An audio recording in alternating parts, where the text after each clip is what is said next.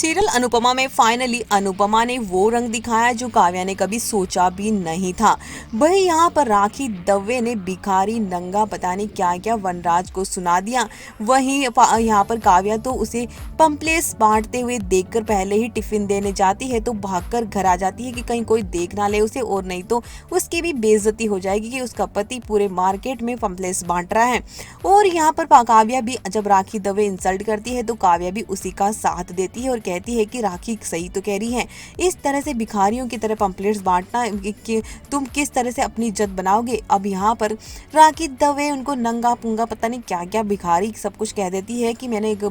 अपनी बेटी गरीबों के घर दी थी, भिखारियों के नहीं, अब आप ऑफिशियली भिखारी हो चुके हो। और काव्या भी उसका साथ देती है और अनुपमा को कहती है सब कुछ अनुपमा की वजह से हो रहा है, आज वनराज की जो भी हालत है वो अनुपमा की वजह से है। तो काव्या अब यहाँ पर भाई हर चीज में कमी निकाल रही है, उसके साथ कितना भी अनुपमा अच्छा बनने की कोशिश करे लेकिन उसे समझ नहीं आ रहा है कि भाई अनुपमा जब तक अच्छी है वो उसका गलत ही फायदा उठा रही है। और उसके बाद अनुपमा का गुस्सा फूटता है और अनुपमा पर काव्या इल्जाम लगा देती है कि वो उसके पति को वापस छीनना चाहती है। और इस बार अनुपमा का गुस्सा शांत नहीं रहता और वो कहती है कि तुम्हें प्रॉब्लम है मेरे और तुम्हारे पति के एक साथ एक जगह काम करने से, तो ऐसा करो तुम्हें इस बात से भी प्रॉब्लम है कि हम एक घर में रहते हैं इस बात से भी प्रॉब्लम है और कैफे में काम करते हैं इस बात से भी प्रॉब्लम है, तो अपने बोरी बिस्तर बांधो और अपने पति के साथ निकल लो, कल सुबह की सुबह मेरा जो जगह है कारखाना वो खाली कर दो। और काव्या के होश उड़ जाते हैं कि ना उसके पास घर है ना ही जो, अब जाए तो कहाँ जाए, लेकिन अनुपमा से वो भीख मांगती है। लेकिन अनुपमा कह देती है